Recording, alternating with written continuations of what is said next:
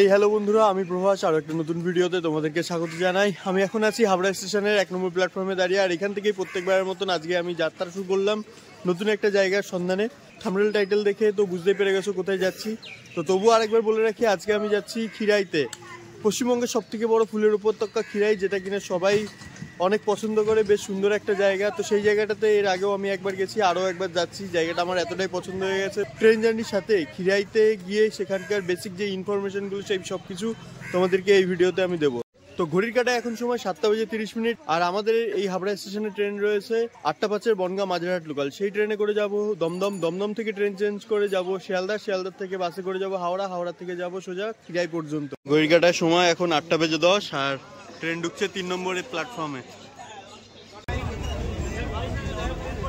তো অবশেষে পৌঁছে গেলাম মাঝেরহাট লোকালে করে দমদম জংশন রেলওয়ে স্টেশন। আর এখান থেকে ট্রেন ধরবো শিয়ালদা যাওয়ার জন্য। ট্রেন ঢুকছে 2 নম্বর প্ল্যাটফর্মে।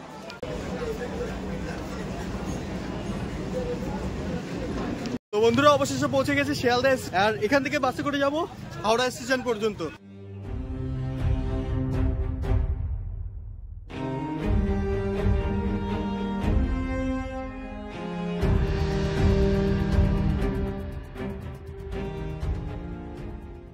তো বন্ধুরা ঘড়ির কাটায় এখন সময় 10:27 আর আমরা এসে পৌঁছে গেছি হাওড়া স্টেশনের একদম সামনে। পেছনেই রয়েছে হাওড়ার ব্রিজ আর সামনে রয়েছে হাওড়া স্টেশন। তো এই হাওড়া স্টেশন থেকে 11টার খড়গপুর লোকালে করে যাব আমরা খিরাই পর্যন্ত।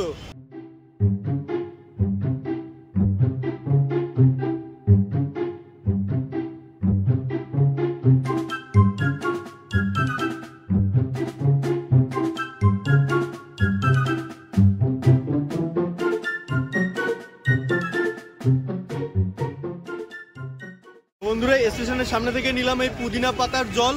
এটা খেলে শরীর ঠান্ডা থাকবে। আর এটার দাম পড়লো কিন্তু 20 টাকা। আমরা এসেছিলাম 11টার খড়গপুর লোকাল ধরবো বলে স্টেশনে, বাট এখানটাতে মেদিনীপুর লোকালটা লেট ছিল। তো এই উঠে গেলাম মেদিনীপুর লোকালে। আর এই ট্রেনে করে যাবো এখন আমরা খিরাই। ঘড়ির কাটায় সময় পুরো পাক্কা 11টা। আর খড়গপুর লোকাল ছাড়ার টাইমে কিন্তু ছাড়লো মেদিনীপুর লোকাল।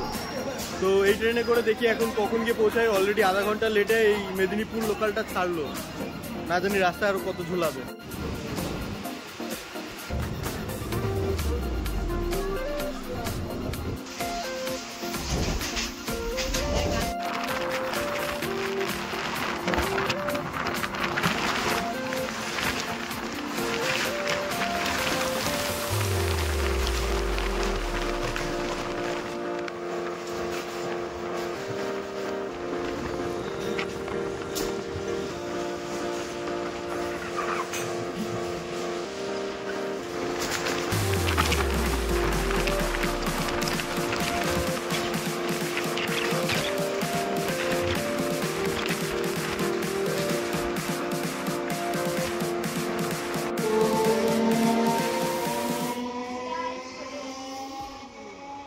তো বন্ধুরা ঘড়ির কাটায় এখন সময় 1:30 আর আমরা এসে পৌঁছে গেছি খিরাই স্টেশনে। হাওড়া স্টেশন থেকে কিন্তু আমরা 11টার সময় মেদিনীপুর লোকালটা পেয়ে গেছিলাম। তো সেই ট্রেনটাই ধরে এসেছি এই খিরাই স্টেশন পর্যন্ত। প্রায় 2.5 ঘন্টা মতো সময় লেগে গেল এই খিরাই স্টেশন পৌঁছাতে।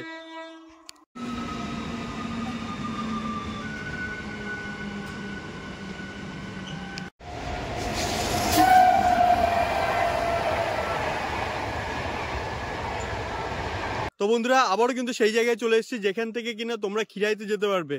সামনে স্টেশন আর পেছনে রয়েছে খিরাই যাওয়ার টোটো বা ওমিনি গাড়ির যেই স্ট্যান্ড, সেই স্ট্যান্ড থেকে কিন্তু 20 টাকা দিয়ে তোমরা চলে যেতে পারবে খিরাই পর্যন্ত। আর যারা হেঁটে হেঁটে যেতে চাও তারাও কিন্তু হেঁটে যেতে পারবে। বেশি একটা দূর কিন্তু না এখান থেকে। তো এই হচ্ছে গাড়ি, এই গাড়িতে করে যাব আমরা পুরো সেই ফ্লাওয়ার যে গার্ডেন ফুলের উপত্যকা সেখানটাতে। ভাড়া কিন্তু ওই একই 20 টাকা, যেটা আগেও ছিল এখনো আছে। তো চলো একবারে বাগানের সামনে গিয়ে আবার কথা বলছি।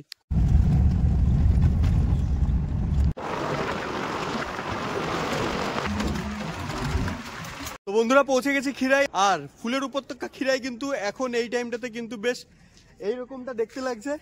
বাঙালিদের যে ভ্যালেন্টাইন ডে, ওই সরস্বতী পুজো, ওই পুজো পর্যন্ত কিন্তু এখানটাতে পা রাখার মতো জায়গা থাকে না, এত পরিমাণে মানুষের ভিড় এখানটাতে হয়। আর এখন কিন্তু মোটামুটি বেশ ফাঁকা হয়ে আছে এই জায়গাটাতে। দোকানপাট অনেক কিছু ছিল, সেগুলো কিন্তু সব এখন উঠে গেছে। তো চলো দেখি যতটুকু যা ঘুরে দেখা যায় ঘুরে দেখি। এর আগেও আমি 1 মাস আগে এসেছিলাম এই জায়গাটাতে, তো এই জায়গাটায় কিন্তু বেশ ভালো একটা জমজমাট মহল হয়েছিল সেই টাইমটাতে। কিন্তু এই সরস্বতী পুজোটা পার হয়ে যাওয়ার পরে কিন্তু এই জায়গাটা দেখো প্রায় ফাঁকা হতে শুরু করে দিয়েছে, বেশি একটা কিন্তু লোকজন এখানটাতে নেই। হাতে কোনো 2-4টা দোকান আছে, খাবারের দোকান আছে, ফুলের দোকান আছে।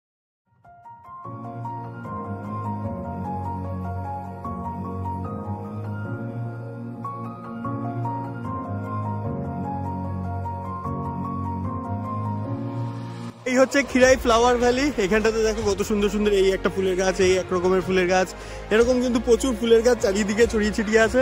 তো সবকটা ফুলের গাছ হয়তো দেখানো সম্ভব হবে না, কিছু কিছু আমি ফুল তোমাদেরকে দেখাচ্ছি।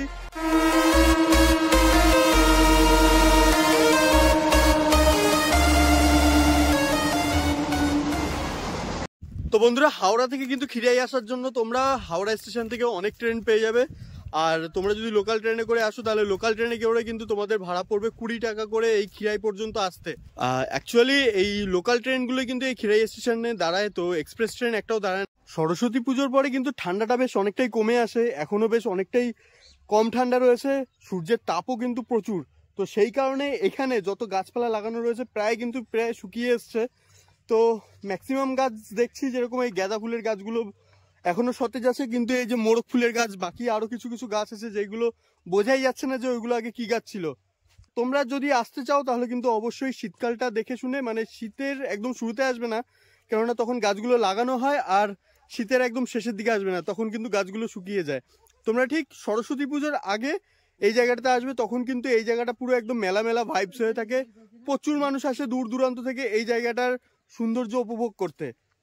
গাছগুলোর অবস্থা দেখো পুরো একদম শুকিয়ে কালো হয়ে গেছে, আর এতটা গরম এই জায়গাটাতে। এখন ডিসাইড করছি, পাশেই রয়েছে ময়ূরাক্ষী নদী, আর এই ময়ূরাক্ষী নদীতে এখন যাব গোসল করতে, স্নান করতে যাব। তো বন্ধুরা, ভেবেছিলাম ময়ূরাক্ষী নদীতে স্নান করবো, বাট এই নদীর এখন যা কন্ডিশন পুরো শুকিয়ে গেছে, এরকম অবস্থা। নামবো কিনা ভাবছি, বাদবে কি দেখি একটুখানি কাছাকাছি গিয়ে জলটা কিরকম অবস্থায় আছে। এই হচ্ছে নদীর জলের অবস্থা, কিছুটা এরকম একটুখানি শ্যাওলা ঢোলা নোংরা টোংরা হয়ে আছে। তো মনে হচ্ছে না যে এই নদীতে স্নান করাটা উচিত হবে। আমরা তো এসেছিলাম খিরাইতে ঘুরতে এই শীতকালের শেষের দিকে, তো তোমাদেরকে বলে রাখছি যে তোমরা ভুল করেও কিন্তু এই শীতকালের শেষের দিকে কিন্তু এই খিরাইতে এসো না, দেখার মতন কিচ্ছু পাবে না। একদম মনে হবে যেন তোমরা যেই টাকা খরচা করে আসবে পুরো টাকাটাই বরবাদ হয়ে গেছে। তো ভিডিওটা শেষ করার টাইম চলে এসছে, এখন আবার যাব আমরা বাড়ির দিকে, কেননা ঘড়ির কাঁটায় এখন সময় হচ্ছে পুরো পাক্কা 3:30। তো এখন যাব স্টেশনে, স্টেশন থেকে আবার ট্রেন ধরবো, ট্রেন ধরে যাব হাওড়া। হাওড়া থেকে যেরকম ভাবে এসেছিলাম আমাদের বাড়ি হাবড়া থেকে, সেরকম ভাবেই আবার যেতে হবে হাওড়া থেকে বাড়ি। আমার নতুন ভিডিও দেখছো তারা কিন্তু অবশ্যই আমার এই ছোট্ট চ্যানেলটিকে সাবস্ক্রাইব করে দিয়ে পাশে থাকা বেল আইকনটাকে প্রেস করে আমাকে সাপোর্ট করো। দেখা হবে তোমাদের সাথে পরবর্তী কোনো একটা ভিডিওতে, ততক্ষণের জন্য ভালো থেকে সুস্থ থেকো, টাটা।